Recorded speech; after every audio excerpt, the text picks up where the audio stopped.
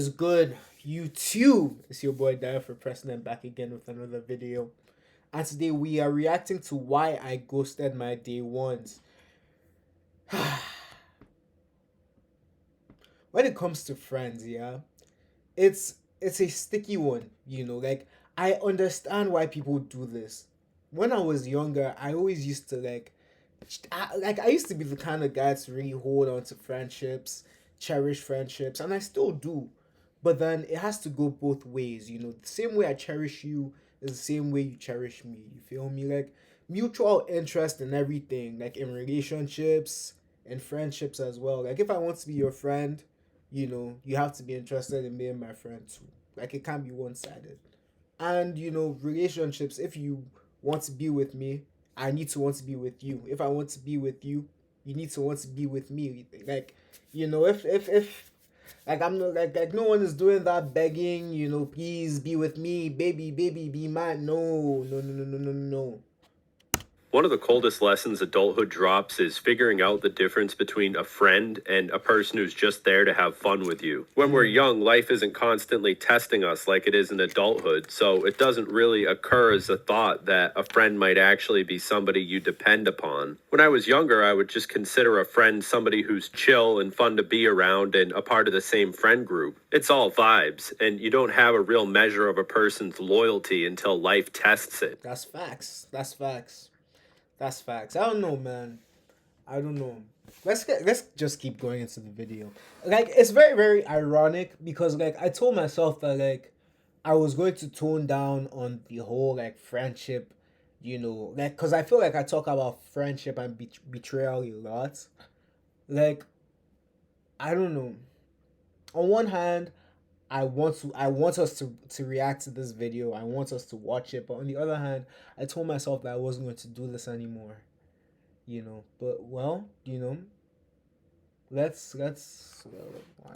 why not?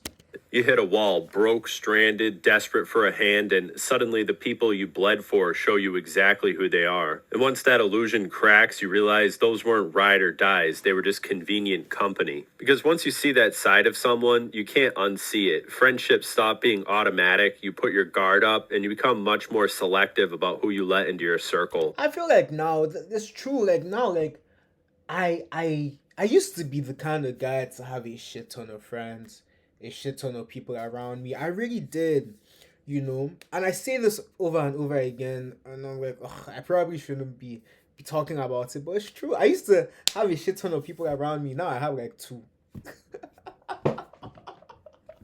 Now I have like two. Like, bro. I feel like when you get older, like having too many people around you, bro. I can't imagine having like five people around me every weekend, for example. Like that is a lot, you know. Like there's this saying that people say, like when too many hands go into the pot, the stew tastes like shit. You feel me?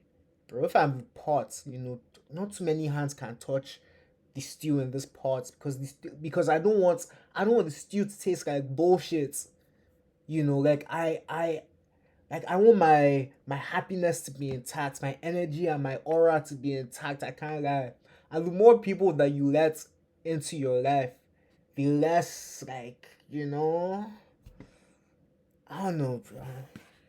I remember the exact moment I learned this lesson, and in that moment, I decided that it was time to ghost out of my day one friend group. So I'm going to tell this story, and I hope you listen. I hope you take this lesson, and if you relate to anything I'm saying here, then I would suggest you reevaluate your friend group as well. Or at the very least, run a quick systems check on the people who you consider to be day ones, and put yourself in a situation that they could easily get you out of, and see if they lend a helping hand. This could be as simple as just sending a quick text right now. Just text the people you consider to be day ones, tell them you're in a jam, and see how they respond. Because believe me, it's better to know if people are going to have your back now than if it becomes an emergency and you have to find out the hard way. So take my word for it, because this is a lesson I definitely had to learn the hard way. I was far too loyal to the members of my original friend group just because they were there from the beginning. I made the mistake of thinking that people were my true friends just because I had known them for years. I feel like and like it's not about the amount of time that you know someone. It's how much you guys relate and the quality of the time that you spend with someone. Like for example, I spend like a lot of time with people that I work with, you know, but then there's hardly any like relationship.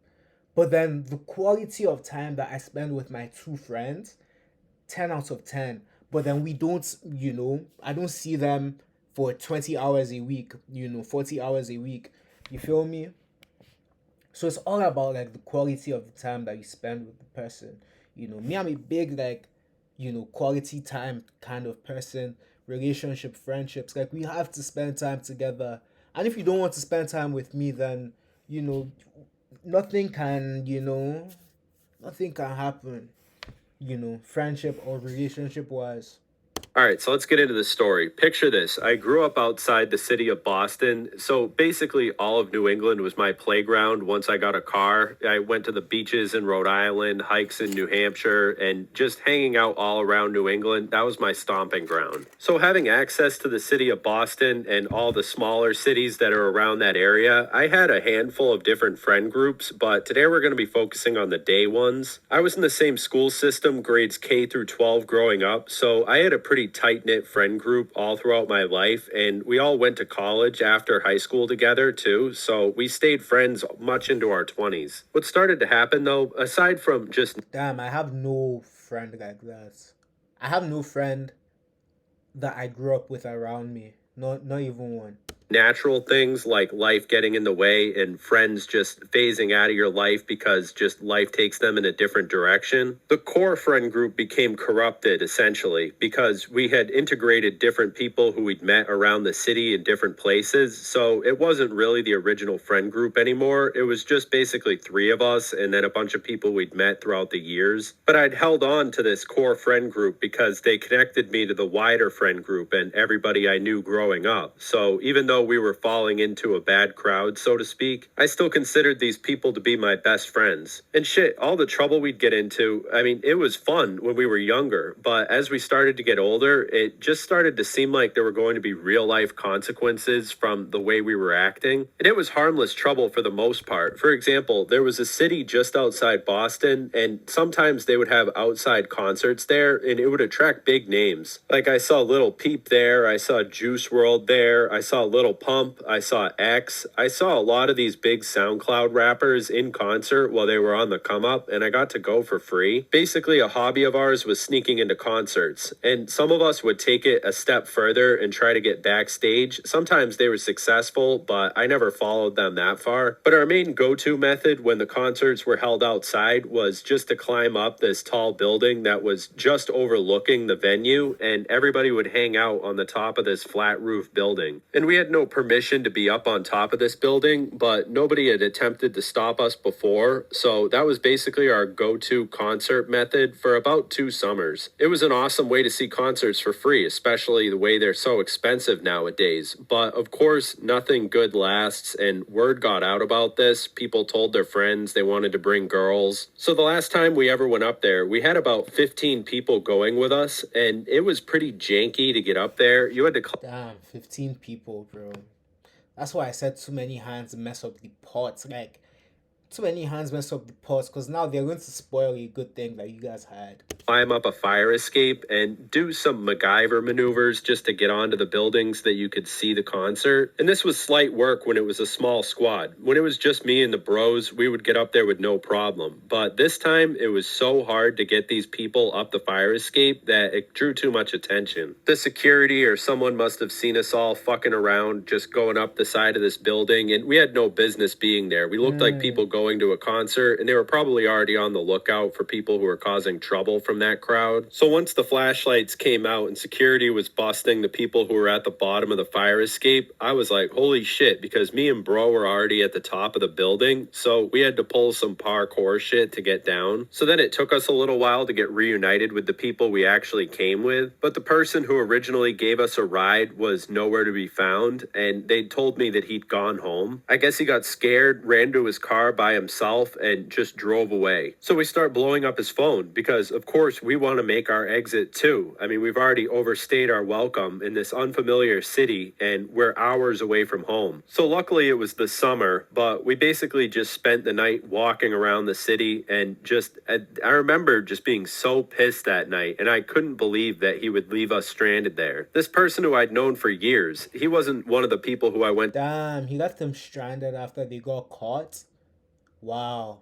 to high school with K through 12, but he was still somebody I'd known for quite a long time, and I thought he'd at least get me out of a jam. So that was the last time I went on one of those escapades, and I just felt stupid. I was like, next time I go to a concert, I'm just gonna pay. Yeah, every time I go out with people, you know, besides my two friends, my two main core friends, I'm always like, I hope, it's not what I hope. At the back of my mind, I'm just like, I know that if push came to shove and something bad was happening, these people would probably not be there to help me. So I'm always like kind of alert. And actually, I haven't been to a concert since then. And my association with that so called friend ended that night. And that was actually the first time I completely cut somebody off who I had considered to be a friend, but it burned me and I learned a valuable lesson. When the shit hits the fan, that's when people show their true colors. So that was my first experience unfriending someone IRL. But it stuck with me. At the same time, I was still loyal to my day ones and I would still hang out with them, but we wouldn't go and do stuff like that anymore. I mean, they still would, but I wouldn't go with them. So I It's like day ones. started to focus on doing more responsible shit, and my best friend at the time had a similar revelation as I did. So me and him sort of broke off from the pack, and he was a true day one, somebody I'd known throughout Day this one. entire time. We're actually going to call him Jimmy. That's not his real name, He's like day one. I'm like day one.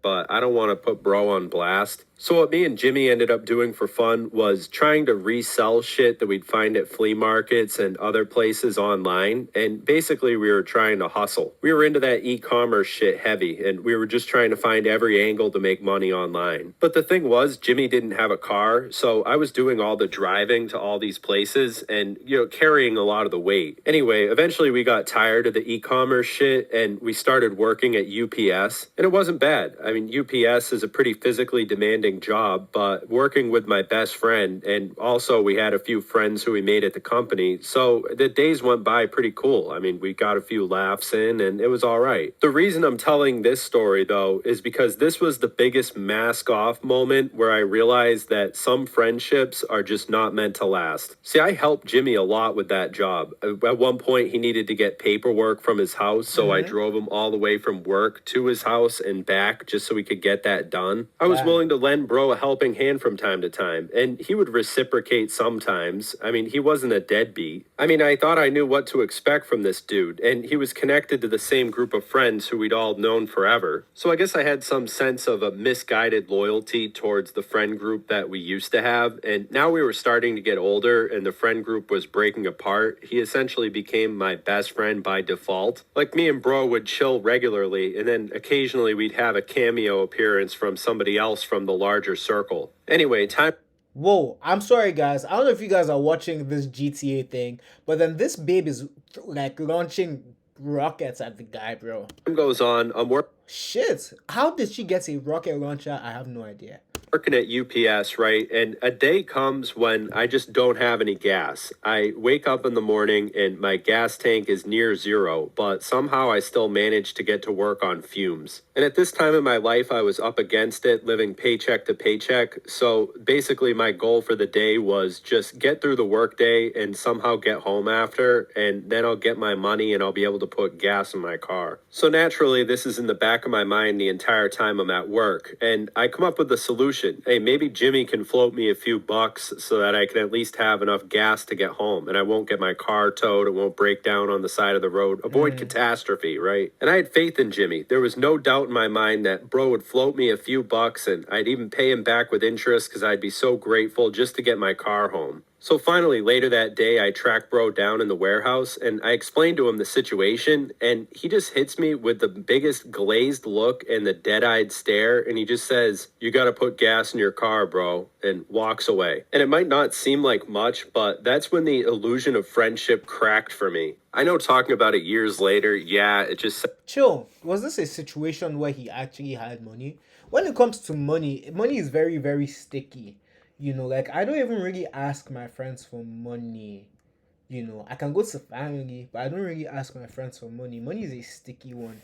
When like I don't really like dealing with money with people, because like there's some people you can give some money to and they truly don't pay you back.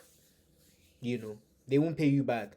And there's some people that you can give some money to and they'll pay you back, you know or if you borrow money from them, they are extremely like, where's my money, and they put that whole thing over your head. So that's why when it comes to borrowing money, like me, I'm very, very, like, like that's not something that I like to do. sounds like just gas money. And of course, I did make it home that day. Actually, some random stranger lady gave me $5 because I went to the gas station and I was just putting like 50 cents. I basically took all the change that I had in the center console and I was just giving it to the gas station clerk, like, "Oh, here's 49 cents. It was crazy. The people in the gas station thought that it was way more serious than my actual so called friend did. And I remember driving home just fuming. I mean, I was disillusioned. It completely shattered my worldview of friendship. Just the fact that this person who I'd known for so long didn't care if my car broke down on the side of the road. So after that, Wow. I decided to peace out of the friend group. I decided to just slowly phase myself out. I didn't make a big deal out of it. I didn't send any text to him or anything like that. I still haven't really talked to him about it till this day. It's painful though. Like it's painful. Like when you expect someone to like be there for you, and you're like, what? Like, if push comes to shove, this person is going to be there for me. When you put that kind of faith in someone and then they now don't show up for you, that's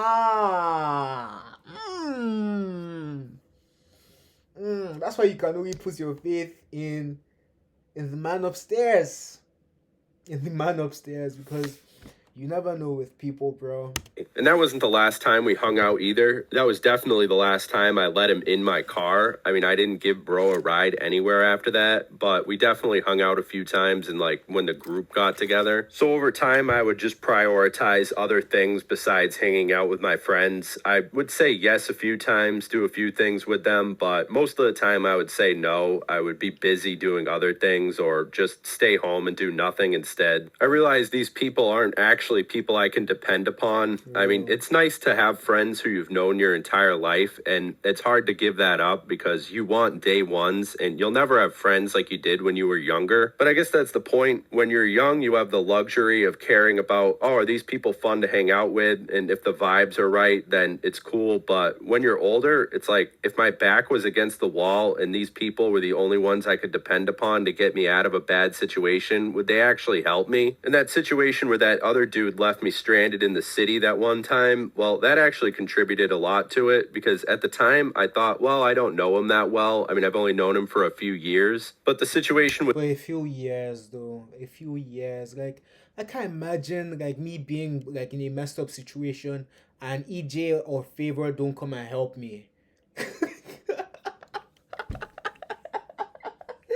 Especially if I'm stranded, like those two guys, like, yes, my friends will help me. But Jimmy taught me that it doesn't matter how long you've known somebody, that your friends could just drop the ball on you and just not be there for you. They don't need to stab you in the back. They just need to basically flatline. So fast forward to now, I'm still in contact with all those people. I still have them on social media, and it's fine sending them a text every now and again, and I'll probably see them again in the future, but I don't plan on going back and hanging out like I used to, especially because a couple of them never grew up out of that phase. they're still chilling like it's 2016. And I'm happy, I'm thankful for my reality check. And I know it's not for everybody, but my best decision was probably separating myself from that friend group. I once heard it said that growing up means accepting that most bonds have an expiration date built in, not because anybody turns evil, but because life gets heavier, priorities shift, and the version of yourself who was having fun with those people just doesn't exist anymore. So this was my attempt at communicating decades worth of experiences into a short YouTube video. If you guys like this one, let me This was a great video. I really enjoyed this video.